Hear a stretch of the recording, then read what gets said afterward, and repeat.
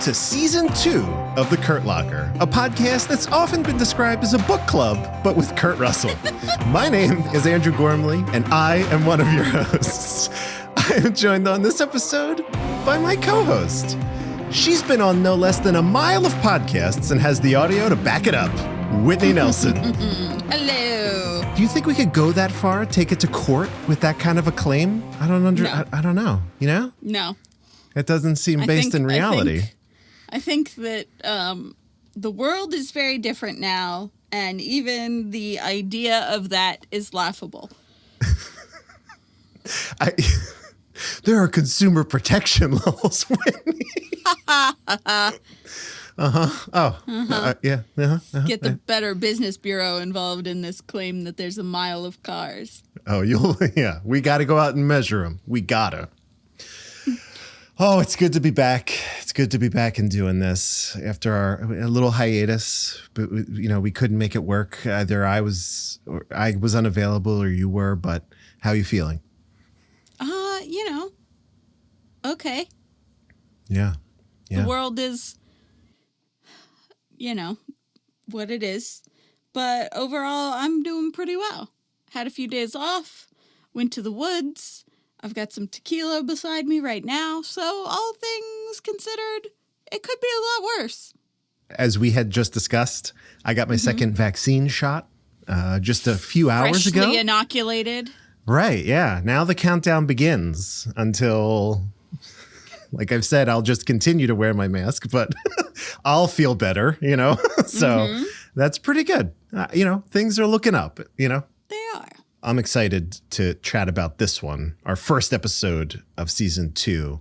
So we got a lot to cover up top. We've added some things, and we have something that's kind of mind-blowing. So let me get the housekeeping out of the way, and then we'll get right into it. Okay. So, as always, I want to mention you can find our podcast, this and other podcasts at 12and24.com. That's the numbers 12and24.com. You can email us at kurtlockerpod@gmail.com or hit us up on Twitter at kurtlockerpod. I promise I will be more active on Twitter now that we're in season 2 and we have a lot of great stuff to promote. It's going to be great. You could join us on Discord and chat in real time. That's 12and24.com/Discord. This is a soft launch of Whitney and I. We are broadcasting live to our Discord right now. So if you are in there... Very soft because we warned no one about it. Right. If someone happens to log on to our Discord, they could just join us. And Whitney, the way I understand this to work is it's kind of like Clubhouse or Twitter Spaces where if someone wanted to chime in or ask a question, we could promote them to be a speaker, have them ask the question, and then they can just go back to being like a listener, which is actually pretty cool for the format, I think. Future. Yeah. And that used to require a lot of work for me, but now it's just like I press a button and I kind of love it. So hopefully we can make that happen and join us on Discord. It'll be great.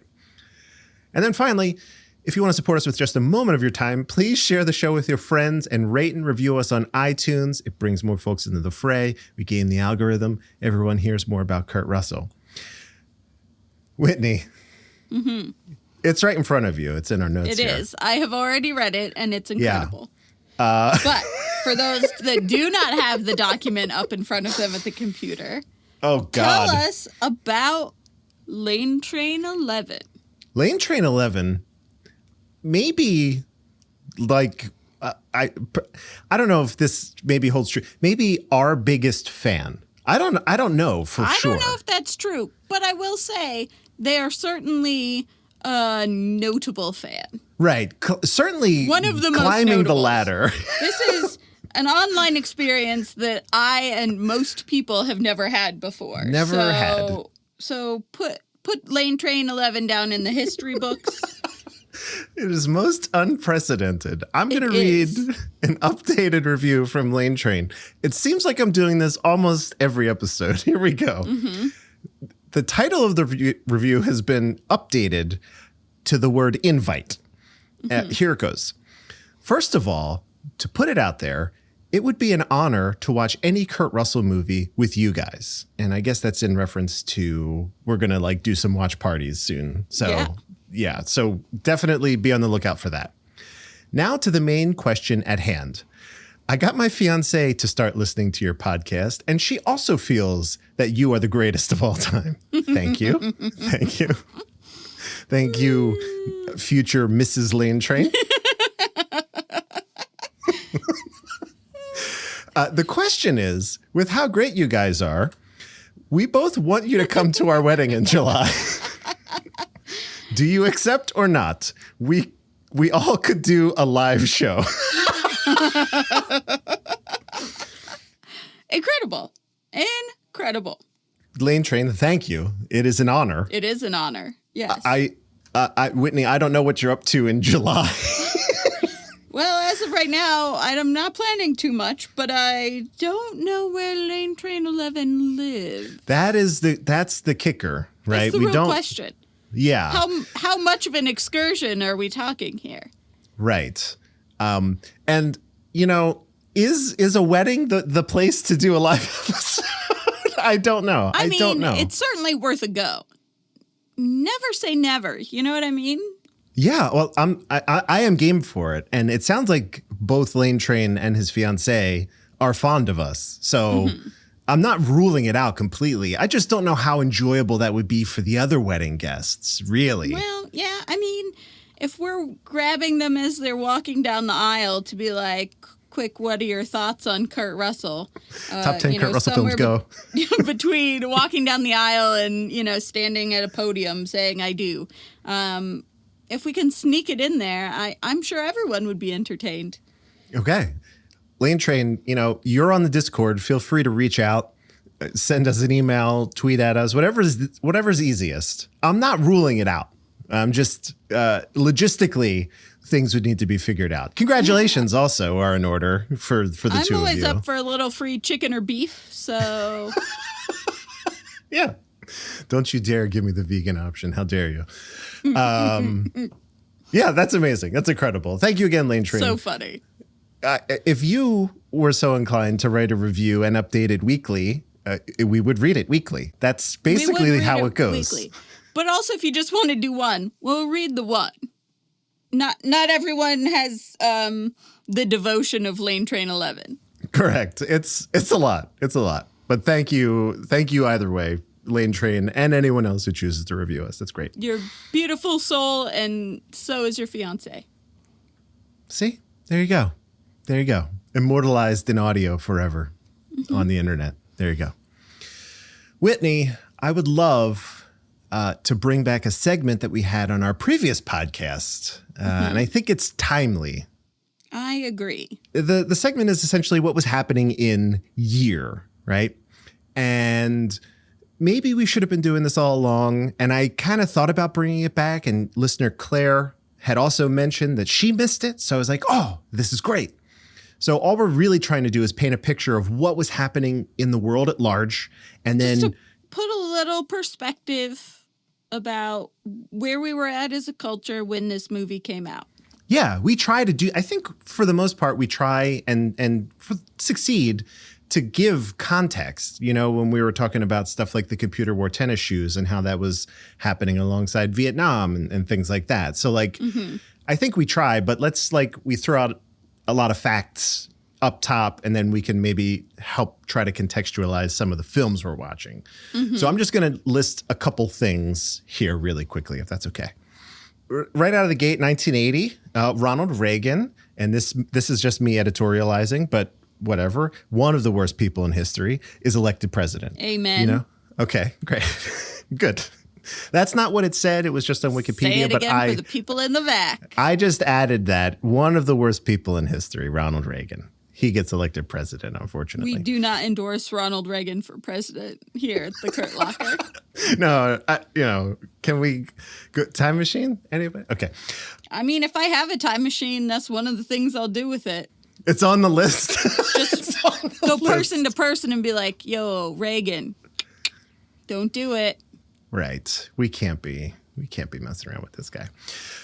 Also in 1980, the U.S. defeats Russia in Olympic hockey. This is often referred to by Miracle on Ice and might be worth remembering for a later episode of this very podcast. Wink, wink. maybe it'll come up again. Maybe. The Iran-Iraq War starts. John Lennon is shot and killed, which is very sad. The U.S. passes the Crude Oil Windfall Profits Tax Act. Which is also very sad. Yes. Tax high profits for oil companies, which actually kind of comes up in this movie a little bit. It does a little bit. John Wayne Gacy, the second creepiest clown in history, is sentenced to death. Okay, I saw this in the notes. Who is the first creepiest clown? Because if you say Pennywise, you're wrong. I would rather hang out with Pennywise than John Wayne Gacy. Here's what I'll say, Whitney. I didn't have a first clown in mind, but I always like to leave room for a creepier clown. Oh, that's fair. It's just like hedging my bets. There if you're could saying be. There is a clown creepier than John Wayne Gacy somewhere in the multiverse, I will go with you on that one. That's the exact journey I need you to go on. Yes. I'll back you up on that stance. If you were specifically saying that a different clown was creepier than John Wayne Gacy, you were incorrect because John Wayne Gacy is the creepiest clown that I know of. Yes, that's all I'm saying. I'm just saying leave room because inherently it's just a creepy thing to be. There might be someone who could out-creep him. I don't know. Yeah, just to close out things that were happening in the country, I was not going to be born for another 3 years. 3 years. Just so everyone contextualizes that. Whitney is not even a gleam in her father's eye. Right. I also did not exist yet, so there is that. Yeah. 1980 in film is super interesting, and it sounds like this. We have The Empire Strikes Back, 9 to 5, Stir Crazy, Kramer versus Kramer, Any Which Way You Can, Private Benjamin, starring Kurt's soon-to-be life partner, Coal Miner's Daughter, Smokey and the Bandit 2, The Blues Brothers, The Shining, Friday the 13th, The Jazz Singer, Raging Bull, and our Best Picture winner is Ordinary People. That's a hell of a list. There's a lot of heavy hitters on that list. I know. It's crazy. You know, once again, it's a fun thing. If you had a desert island movie out of these, Whitney, which one would you go with? The Empire Strikes Back. Yeah, it's me too. It's not even close. Like not even close. No, it's not. No. I like The Shining, but nowhere near as much as I like The Empire Strikes Back. The Blues Brothers is probably the next closest for me. Yeah. Just as far as like only one to watch over and over again forever. I don't think I could handle The Shining over and over again forever. No, I mean that you would basically end up in the painting if you watched The Shining. Exactly. Just you would be him. You would be him. But yeah, nothing's even close to The Empire Strikes Back. Yeah, that's great. That's really great. So that's 1980. And now I want to talk about this movie. I feel like I'm talking a lot, so I'll go through this and then we could get to Whitney's part, which is always nice. Where I don't talk anymore. We all love a Whitney's part. After this, I promise Whitney will talk for a long time. Today, we are talking about the film Used Cars. The plot synopsis from IMDb is this. When the owner of a struggling used car lot is killed, it's up to the lot's hotshot salesman to save the property from falling into the hands of the owner's ruthless brother and used car rival. This movie was written by Robert Zemeckis and Bob Gale and is the directorial debut of Robert Zemeckis. He did a documentary before this, but if you're talking feature films, this is the one. This is it. Co-starring alongside Kurt are Jack Warden, Garrett Graham, Frank McRae, Deborah Harmon, Joe Flaherty, David L. Lander, and, in my opinion, a distractingly good-looking Michael McKean. Yeah. I heard the voice before, because I think you hear his voice before you see it, and I'm like, I think that's Michael McKean. And like, sure enough, he showed up, and like many of the top buttons of his shirt were undone. I'm like, whoa, what's going on here? What's happening here? Michael McKean. Whitney, what do the critics and audiences have to say about Used Cars? All right. So we have a 77% critic score on Rotten Tomatoes. Okay. Which is probably high. Spoiler alert. I think probably I would consider that to be a high rating. Sure. We have a 69% audience score. Nice. So that's the overall percentages on Rotten Tomatoes. We have a pull quote from Roger Ebert of the Chicago Sun-Times, who gave it 2 out of 4 stars and said, Used Cars was written, directed, and produced by the team of Bob Zemeckis and Bob Gale, 2 young filmmakers who seem to be higher on kinetic energy than on structure and comedic instinct. Wow. Okay. Pretty harsh burn. I am actually going to, once we start talking about whether or not this movie worked for us, reference that same Roger Ebert review in a few moments. Cool. There's All another right. part of it that I think is worth saying out loud. So, and then on Rotten Tomatoes, user Christine S. gave it 3 out of 5 stars and said, in true 80s raunchy comedy fashion, it's very un-PC and will probably offend a lot. But it's a good old time. The antics are so ridiculous and over the top, I don't know how anyone can get upset. You can tell the cast are having a blast, and it's infectious. Okay. User Francis M. on Rotten Tomatoes gave it 3 out of 5 stars and says, catchy comedy, which is a credit to the director and the cast, as the storyline is not exactly appealing. Okay. But most importantly, listener Claire's mom writes, this is really the worst movie I've ever seen, and keep in mind, I watched whatever the last movie was. I believe that would be the strongest man in the world. So Incredible. Wow. Incredible. Thank you, Claire's mom. We want to have you as a guest on the show one time. You did it. Okay. We have what you believe is a too high critic score, audience score, not too far afield from that one. So Whitney, I'm curious, did Used Cars work for you? Okay, so here's the thing. All but the last 20 minutes did not work for me. Okay. Wow. Okay. And we'll get a little bit more into it, but I really think they massively turned it around in the last little bit. I think they found their stride. The first, everything but the last 20 minutes of the movie does not work for me, is terrible. Does include a lot of non-consensual boob and butt grabbing. Mm-hmm.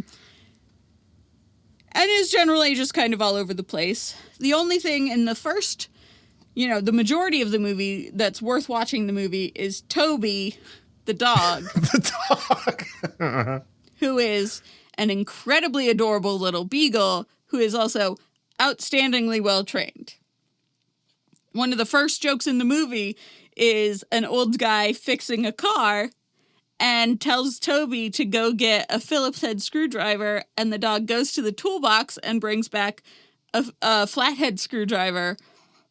And it's just incredible, and this dog is so adorable, and also a major, plot point at times in the movie. Yeah. The only way that certain characters know that other things are happening is because the dog is like, hey, someone should pay attention to what's happening over here. So, again, like I said, the Roger Ebert review of this movie, there's one paragraph where he said, the great comedies almost always have very simple story structures upon which complex gags can be elaborated. And then goes on to talk about Buster Keaton for a couple sentences. And then he says, Used Cars makes the fatal error of achieving the reverse effect. Simple gags are generated out of bafflingly complex situations. And I think that is so on the nose for this movie. I think that this movie is overly simplistic and puerile gags for most of this movie on an increasingly complex plot that doesn't need to be a complex plot. How do we keep the used car lot in our hands long enough for me to get into politics is totally fine. It does not need to get quite as screwball as it gets, in my opinion. Mm-hmm. I also, for the first, no one learns anything in this movie, and everyone's kind of a shitty person. Yes. So keep that in mind as, that's a thing that I massively don't enjoy in movies. If I have no one to root for, everyone's kind of shitty, and no one really learns anything, what's the point of spending your time? And it's definitely not funny enough for the most of the movie to make up for the fact that it's a bunch of shitty people being shitty to one another. And that's really all it's about. Kurt does a good job, I feel, as playing sort of a slimeball car salesman, which we haven't really seen yet. But I don't appreciate the fact that his character doesn't really turn around and see why everything he was doing was bad. There's not really any sort of redemption there other than he helps the girl save the used car lot. Yeah. But it's not because he, like, has remorse for anything that he did previously, because he didn't. He just realized how much in trouble the used car lot was and was like, well, I'll help her. Not because he was like, hey, every single thing that I've done is manipulative and shitty and I'm selling garbage to people to better my own political aspirations. So I definitely think it's too screwball. It's too over the top. It's very un-PC in ways that is unnecessary. Like, again, this is a time and a place that I was not a part of. But also, there's a lot of non-consensual groping in this that I really found unpleasant. It is sexual assault in multiple cases, and the girl's not into it, and it's not funny. But the last 20 minutes, so I don't know if it's exactly 20 minutes. I keep saying that, but I don't know exactly when it happened. But Kurt Russell's best friend / co-used car salesman is very superstitious throughout the whole movie. Yeah. And when he realizes that Kurt Russell has placed a bet that opposes him in this game with, like, all of his savings to become a politician, the only way that Kurt can win is if he loses. And being very superstitious, he tips over the salt shaker. And right as that happens, someone in the football game, like, fumbles or something. And, like, instantaneously. And then he goes wild trying to break mirrors and up and spill salt and do all of this stuff. And it is very funny. And it is the first time that a character does something altruistic in this movie, and kind of one of the only times that a character does something altruistic. And it genuinely made me laugh out loud. And the movie really picked up steam from that point. He gets in the car with the guy who's going to make him a politician, and he's like, oh, you're shitty buying politicians, and, you know, I don't actually want to do any of this Weasley stuff. And then the rest of it is just sort of hijinks of they have to get a mile's worth of cars to the car lot by 11:45 or whatever, when the judge is going to be there to measure and see if there's a mile of cars. And that's just sort of like fun, Fast and Furious style, sort of jumping from one moving car to another and having a fist fight and doing some hijinks. And there was some more laugh out loud moments. I did not laugh out loud for any of the first parts of the movie outside of the dog, because the dog was such a good boy. Yeah, he was. Until that one scene in the bar where the friend is doing everything he can that's bad luck, going under ladders and breaking mirrors and trying to find a cat and whatever. I genuinely laughed out loud, and then that momentum kept going until the end of the movie, which is very, very quick thereafter. Yeah. But, so, overall, I mean, I don't want to say, do I recommend this, yes or no? We're not at that part of the episode yet. But overall, this movie did not work for me. Okay. Yeah, I took some notes while you were talking too, because you made some very good points. Oh my gosh. Let me just, I gotta write this down. Hold on. Oh, I will say that Lenny and Squiggy are in it as essentially Lenny and Squiggy. If you know anything about Lenny and Squiggy, that might interest you, or it might not. I don't know. But that was weird to me. Yeah. Okay, let me piggyback off of what you said initially. So for me, I'll just go ahead and say I'm a little bit warmer on this movie than you are, but it's honestly, it's like an 80-20 split between laughter and cringe, right? For me. Not laugh. No, I shouldn't say laughter. That's too strong of a word. Like a chuckle, like a chortle, maybe. I don't know what you would call it. Like I was never like, ha, ha, ha. No, that never happened during this movie. Let me harp on the thing that I always harp on and say that this movie is 20 minutes too long. It's a comedy and it's in the 80s. Why is this movie 2 hours long? It's probably 30 minutes too long, actually. I was going to say it's probably about 35 minutes too long in my opinion. And I'm legitimately shocked that this is Robert Zemeckis, right? Now, again, first movie with his writing partner, Bob Gale. I believe Robert Zemeckis is responsible for one of the most perfect movies ever. Really? Back to the Future. Mm-hmm. Also co-written by Bob Gale. I think that's it's not just a perfect 80s movie. Like, I believe it is a perfect movie. Like, but there is connective tissue between the two. Like, I see some things in this one that eventually got refined and reworked to become Back to the Future. So the things that I did like about this movie are there are a ton of visual gags, which I do like. That does work for me in a movie.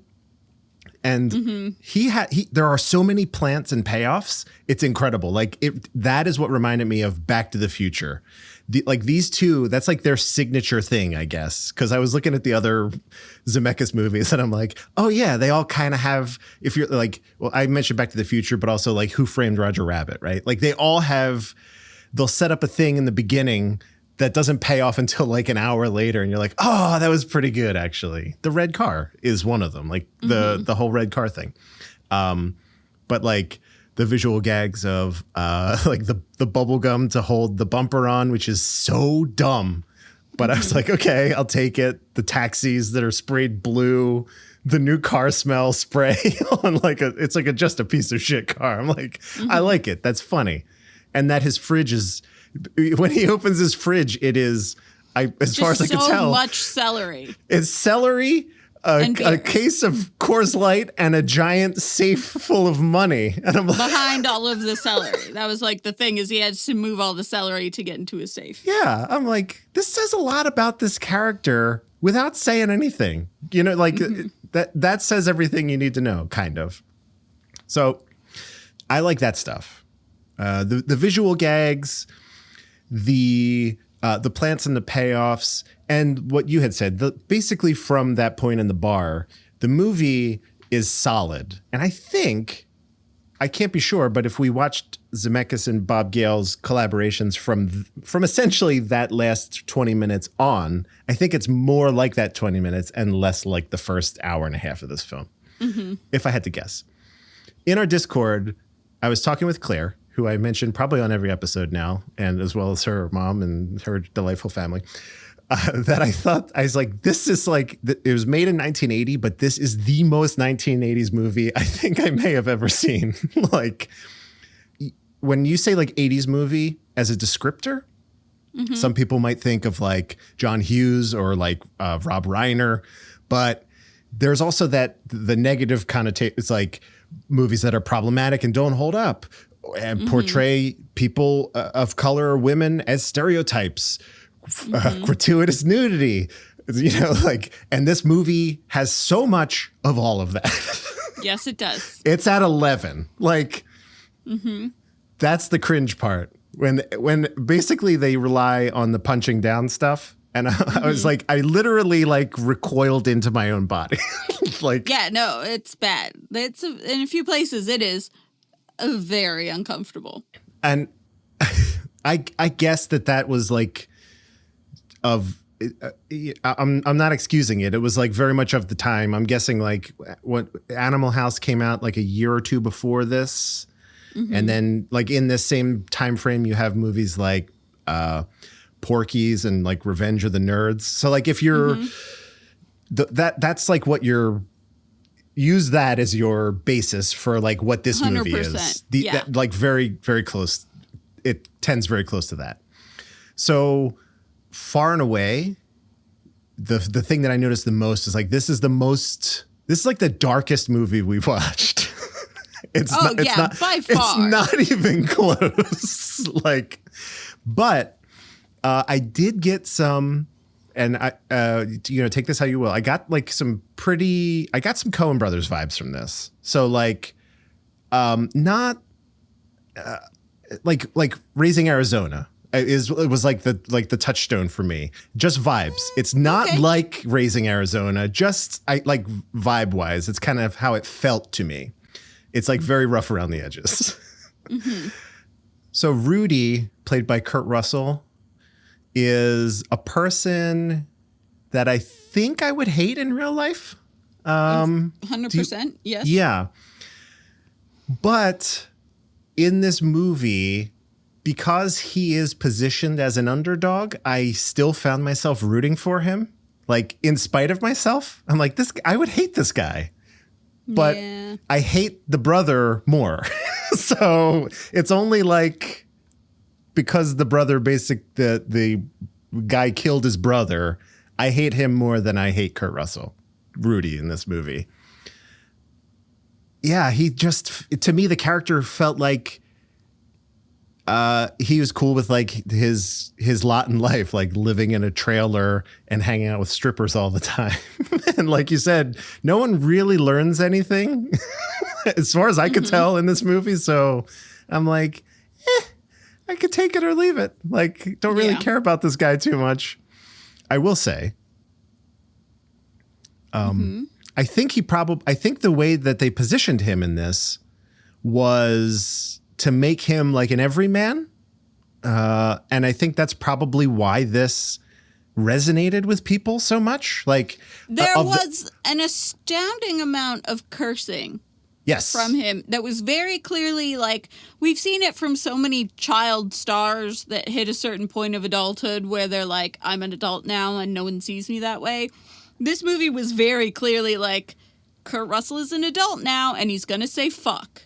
I think the first line of the movie is fuck, isn't it? Like, I doesn't think so. he? Yeah. And that was that was like funny because it was shocking because we've never seen that yet. But then I'm like, oh my God, I should have been counting I should have had a little clicker to count there. I don't care for the character, as we have discussed. However, his charisma and presence is worth noting, I guess. He is very good at this role, which you don't like very much. Yes. So there is that. I think the best line of the movie, and this was actually a laugh out loud moment for me, was the one where one of the characters says they're like planning to like air this commercial during the presidential address, and they're like, we're fucking with the president of the United States. And like Rudy replies like instantly, he doesn't miss a beat, and is like, he fucks with us, doesn't he? And I'm like, that's pretty good. Okay. And given the times, I'm like, all right, yeah, I can get behind that.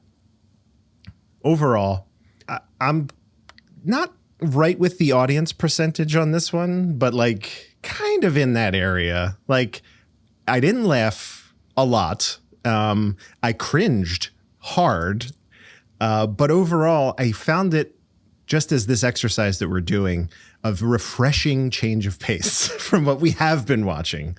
And I could say that with I'm like, oh, different is good. But that's not an endorsement of this movie. Just different is good. I don't know if I actually said anything there definitive. So let me just say, like, I'm like meh about this movie. That's what I'll put out there. Okay. I have a super important question, though, that I wanted to ask you, if I could. You know what? I'll let you ask it. A brief moment of, is he hot in this one? You just want to know, what movies is he pretty in? That's a heavy burden for me alone to bear. Maybe just his character in the last one bugged me enough that I didn't think he was as dreamy. He's very dreamy in this film. Is he hot in this one?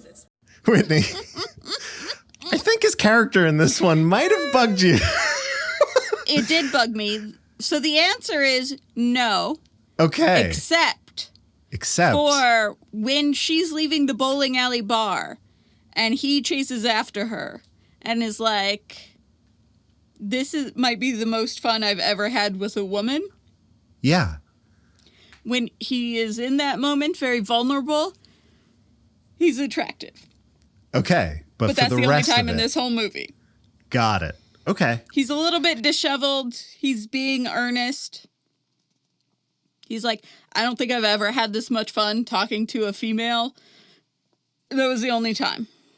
Overall, the character makes him very unattractive in this one. Yeah. I would tend to agree with you just based on the character, like a kind of a sleazebag situation. For what it's worth, he looked like he smelled good. I don't know if that means anything, but... Oh, I think he did not smell good. Oh, really? I think the bare minimum... Me, he did not smell... He looked like he smelled like...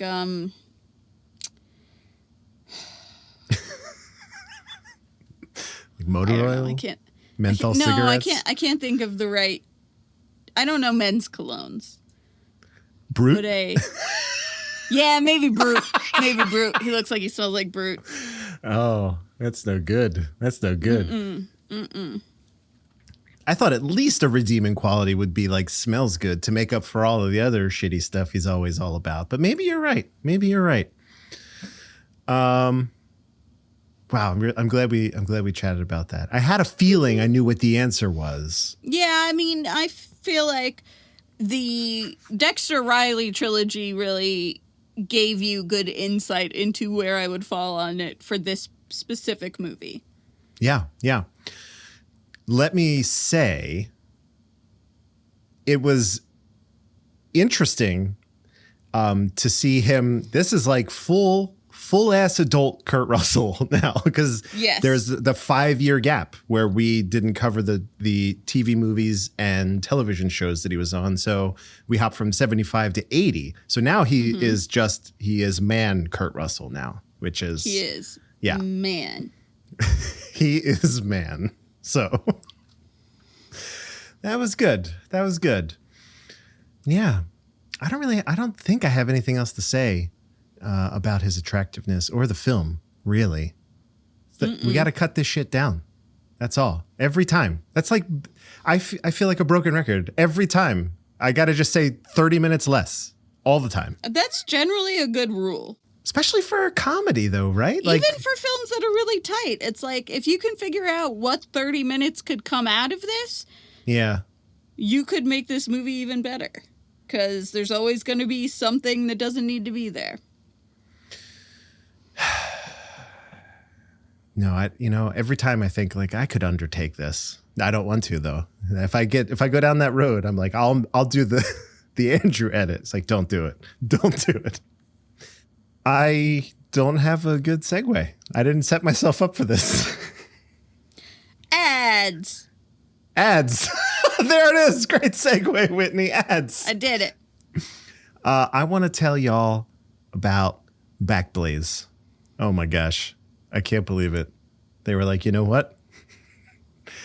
Yeah, you could do this one. I wrote them an email and I didn't hear anything for a little bit. And then they wrote me back and it was awesome. I was like, okay, great. Backblaze is incredible. It's peace of mind. We all have a computer. We all have things that we need to back up or should back up. If you're not backing up, shame on you. Yes. I'm talking about $6 a month and truly unlimited backups. So it's not just your computer and its hard drive. It's all the stuff that's plugged into it too. Whitney, I would direct you to the little photograph I've added here in the ad read as proof of what Backblaze is doing for me right now. 45 terabytes of data backed up with Backblaze. It's a lot of data. It's a shitload of data. All right, it's a shitload of data. Okay. It is so much. It is a lot.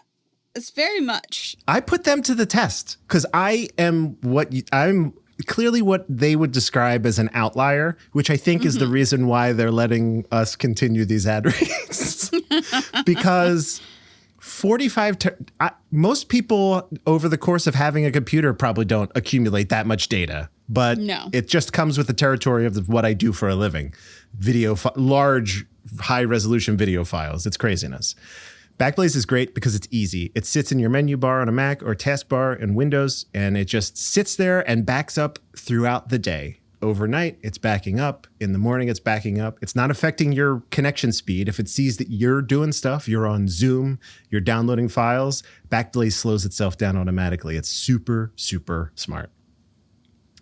If you happen to lose your computer or a drive fails, they make it super easy. You can either download all of your stuff again from their servers, or you can have them send you a hard drive full of your information, copy it onto your new computer or new hard drive, and then send the drive back to them, which is, I've done that twice now, and it was super duper seamless. It's great because the drive failed. I was like, I'm very scared. Backblaze is like, I got you. It's great.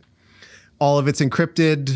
You know, if you're concerned about that sort of stuff, the government can't get your secrets, you know? So there you go. If you have any. Keep them out of your secrets. Yeah. If you have any of those, Backblaze, they don't have the encryption keys to give your secrets away. So there you go. We have it's a 15-day free trial to orient yourself. See if you dig it. Go to 12and24.com/Backblaze. 15 days gives you enough time to see what it's like, potentially back up all of your stuff already. And if you like it, it's $6 a month and it's peace of mind. And it's great. I can't speak highly enough of it.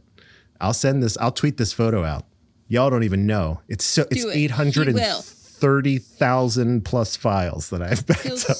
He'll so do it. You don't even know. Don't make me. But I will. It's fine. That's it. That's Backblaze. 12and24.com/Backblaze. Do it. Do it, Mrs. Lane Train. I don't know why I called her out. Where are you going to keep your wedding photos? Right. Do that. Oh, man. See how You're about to get hitched. What happens if you lose them? Don't lose them. Don't do it. Backblaze, you won't. Computers fail. Hard drives fail. It's a fact. That's it. I'm sorry, Mrs. Lane Train. Don't feel singled out. Yeah. We're not trying to bully you. You're the best. Whitney. That's me. Is this my movie or your movie? It's your movie. It's my movie. Okay. The plot here on Wikipedia is pretty good. I think I'm just going to go with this. And I will skip what doesn't need to be said. But are you ready? Yes. Okay. Keep in mind this movie's runtime is just shy of 2 hours. So if it feels like not a lot's happening, it's because not a lot's happening. Rudy Russo, which is Kurt Russell, is a young and cunning car salesman in Mesa with aspirations of running for state senate. He works at the struggling New Deal used car lot owned by the elderly Luke Fuchs, who agrees to help invest $10,000 in Rudy's campaign, $10,000 in Rudy's campaign if he promises to keep the business alive. Meanwhile, across the street, Luke's twin brother and arch competitor Roy L. Fuchs, also played by Warden, is desperate to keep his used car lot from being demolished and replaced by a proposed freeway exit. I believe the plan was to have that freeway route through his less successful Kurt Russell's car lot, and they're like, no, it actually makes more sense to have it on this side or whatever. It's a weird one. Wanting to collect life insurance money and New Deal from Luke, Roy hires his mechanic, demolition derby driver Mickey, to recklessly drive Luke's 57 Chevrolet 210 around the block with Luke in the passenger seat. Around the block is not quite what happens. He literally goes on a freeway. They drive into oncoming traffic. It's a whole thing. The car crashes basically right out front of the lot. Luke dies of a heart attack, but leaves Rudy with evidence that Roy staged the accident. So In an attempt to prevent Roy from gaining any of this inheritance and the new car and the used car lot, Rudy has his superstitious coworker Jeff and mechanic Jim help him bury Luke in the lot's backyard in an Edsel, a car, that was once New Deal's sign ornament. When Roy comes looking for Luke the next day, they explain that Luke took the Edsel on a vacation to Miami. Does that all hold up so far, Whitney? Mm-hmm. Pretty convoluted thus far. I think is something that we mentioned. It's a lot. I wanted to ask, what did you actually think of Jack Warden in these dual roles? Did you like him?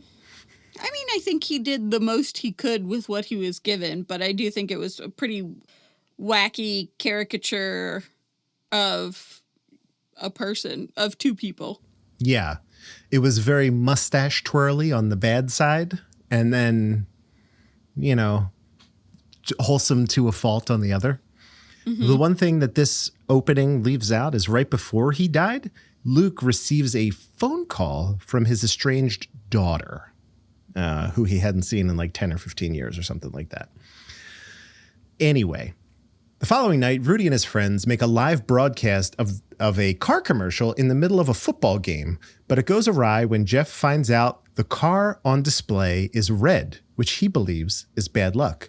And female model Margaret has her dress stuck on the hood ornament, which rips and exposes her when the hood is popped open.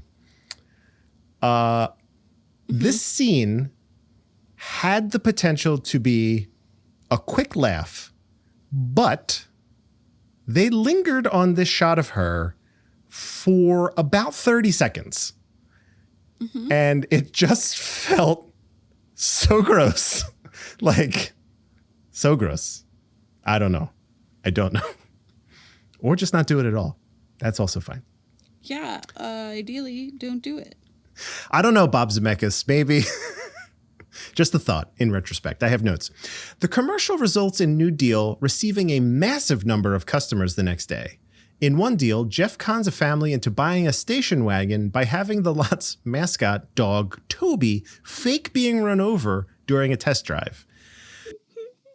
Such a good dog. He was incredibly... so limp. I could not believe even his tongue was hanging out. Did you notice that? I was yes, I did. How is this dog so still? It's incredible. He's a very good dog. He is a very good dog. That was funny. He got this guy who had like a gang of kids, like a whole football team of kids to buy this shit ass station wagon.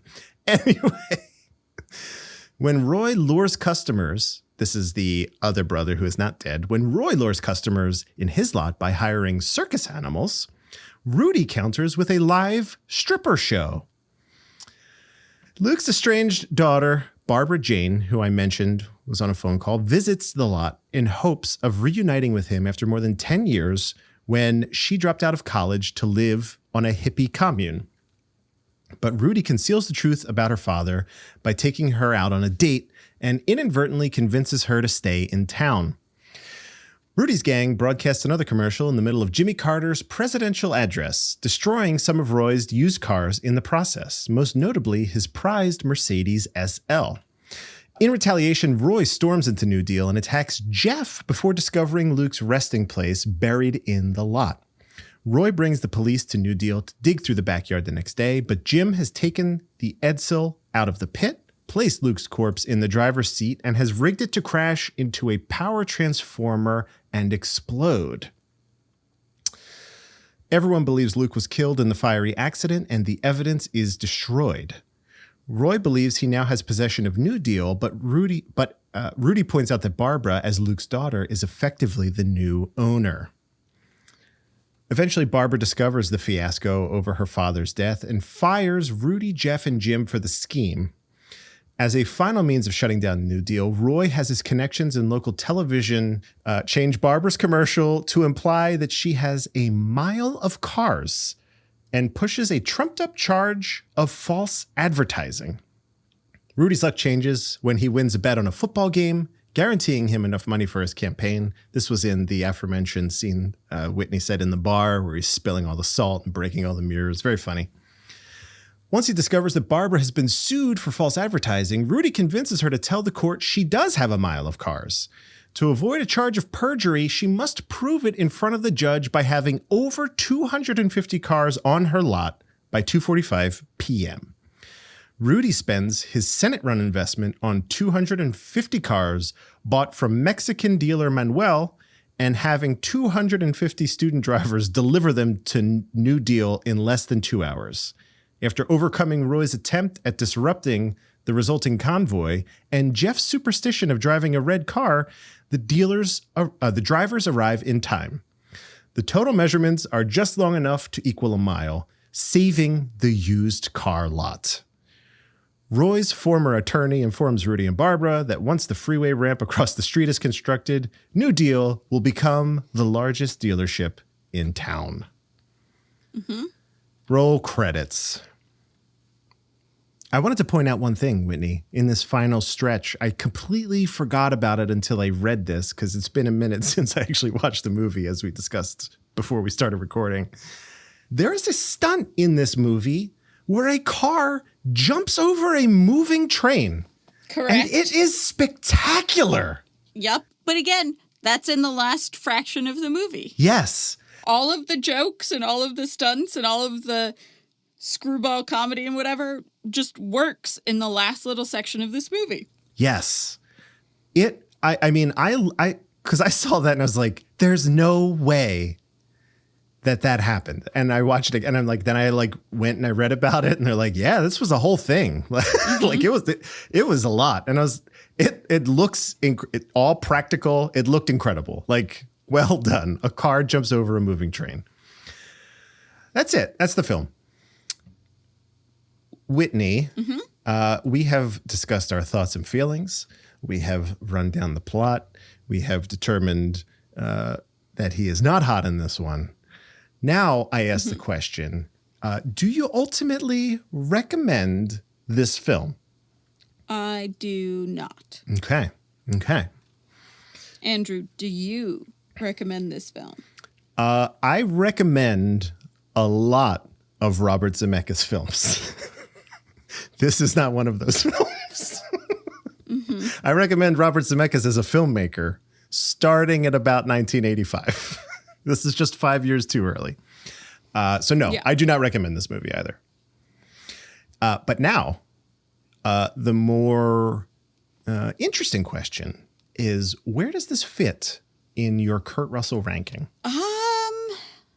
That's a really good question. I think it's number 2. Number 2. I think it's The Computer Wore Tennis Shoes, and then Used Cars, and then Fool's Parade. Interesting. Okay. Where do you put it? What I'm about to say is going to give it away to the astute listener. I'm going to pull an Evan on this one. Okay. Oh, no. This is my number 1 movie. Oh, no. Now let me just say, look, Whitney, it pains me to say it. You don't have to say it. Take comfort in a couple things, right? It will be number 1 for precisely 1 week. Okay? 1 week, yeah. And my thought is this. If you laid, this is our 13th film we've watched, if you laid these 13 films in front of me and asked, which one would you like to watch again if you could only watch one, it's this one. Despite... It's weird that you have recommended other films and not recommended this one, though. That is very much an Evan. Right. Yes, I agree. It's very much an Evan. I do agree that this one has me very conflicted, but there are things about this one, like it's probably very much how I'm filtering it, where I'm like, oh, I could see the very good little bits of this that mostly exist at like a technical level. Like if I was rating this out of 10, it gets 4 stars just because the car jumped over the train. You know what I'm saying? Mm-hmm. So like, that's where I put it reluctantly, but it is my number 1 movie. Okay. You gotta do what you gotta do. Until Next week, Whitney. Next week, Whitney's episode. Oh my God. We have arrived. It's been a long road to get here. Whitney is walking us through Escape from New York. Potentially, is this the movie people think about when they think about Kurt Russell? I think this is up there. I think there's maybe like 3 or 4 movies that they think of, and this is one of those 3 or 4 movies. Yeah, for sure. Snake Plissken, among one of the most iconic in all of... How would you categorize Escape from New York, Whitney? Is it a sci-fi movie? I think we had this discussion. Post-apocalyptic, yeah. Yeah, it's dystopian. That's right. It's less sci-fi than like a Blade Runner, but it's definitely in that category. Yeah. Future dystopia, right? That's kind of what we can call it. Yeah. Spoiler alert. After I watched Used Cars, I actually watched the next 3 films we were supposed to watch as well. Because I was like, let's on a roll. Let's just go. And I am so excited. It's going to be great. Yeah. I don't know who will be joining us next week. It might be a shorter list of who will not be joining us next week. Yeah, it might be. So stay tuned for that. It's going to be a great episode, a jam-packed one. If I had to take a guess. So there we go. Mm-hmm. There we go. Whitney, we did it. We got through this one. We're in the 80s. The whole dang thing.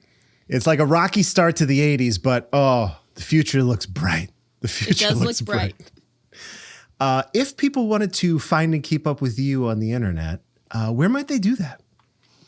I am at Whitney_Nelson, Nelsen, on Twitter. And I'm at Whitney Nelson, Nelsen, without the underscore on Instagram. I don't post much these days, but I have just decided I'm going to try and grow my own morel mushrooms. So stay tuned, I guess. See how that comes out. Interesting. Is there something special about growing them? Are they finicky, or what's the deal? I mean, I've never grown a mushroom. I assume they're all finicky. We'll see what happens. I just was like, I want to get into growing mushrooms, and it was basically the same price for any of the different mushroom spores you could purchase, and I was like, I'm gonna go with morels. Incredible. All right. If I can do anyone, I thought about some lion's mane, cordyceps, nootropics, but I was like, I don't know what I would do with those outside of nootropics. So yeah. Let's get one that's food. Let's get one that's food. Yeah. As a side note, that sounds a lot better. I just started with Venus flytraps, and they are the pickiest goddamn plant I've ever owned. You can't water them on from the top. They'll die. Nope. You can't, it can't be tap. It has to be distilled or they'll die. Yep. Everything kills them. I don't know how do they exist? It's crazy. But they're going. They're doing well. Lots of sunlight. Lots of distilled water. They're real cute. They are. I can't wait for one to catch a fly. It'll be great. Have you seen the person who puts Santa beards on them at Christmas? I love it already. They cut a little beard out of a cotton pad and then do the thing where you tickle the inside so it closes up on it. And then they put a little Santa hat on top of it. And obviously that's going to shrivel up and die. Yes. But they only have for the so Christmas many. season, you have a now very festive Santa Venus flytrap. Incredible. They do multiply like nuts, though. Since I bought it, there have been 7 more mouths that have opened up. So that's great, because there have never been more mouths on any of them that I have ever tried to grow. They just slowly die. Yeah, this one has. I was like, I have to repot it already. It's crazy. So this is our new gardening podcast. Let us know, listeners. Should we start a gardening podcast? We talk about our plants? Definitely should not. Okay. All right. I can't be trusted with that anyway. I can do this. I could basically can't take care of one, and that's it. Yeah. If you wanted to find me and see a picture of this Venus flytrap on the internet, go to @darkdriving on Twitter or Instagram and check it out.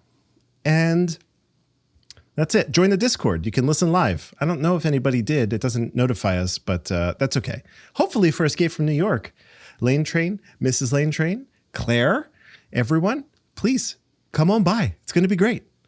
And I'll tweet out information for like watch parties and stuff coming soon. So TBD, Yes. TBD.